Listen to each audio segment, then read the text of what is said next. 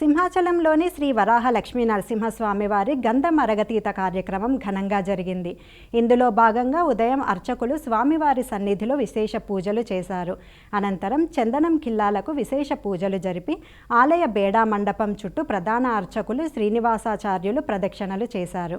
అనంతరం ప్రధాన అర్చకుడు తొలిగంధం చెక్క అరగతీత కార్యక్రమాన్ని ప్రారంభించారు. ఈ నెల 20న వైశాఖ శుద్ధ తదియ సందర్భంగా చందనోత్సవం అనంతరం సహస్ర ఘట్టాభిషేకం జరిపి 3 మనుగుల చందనాన్ని స్వామివారికి సమర్పిస్తారు. శ్రీనివాస గోవింద శ్రీ వెంకటేశ గోవింద భక్తవత్సల గోవింద భాగవత ప్రియ గోవింద నిత్య నిర్మల గోవింద నీలమేఘ శ్యామ గోవింద పురాణ పురుష గోవింద అందులజనాక్ష గోవింద గోవింద హరి గోవింద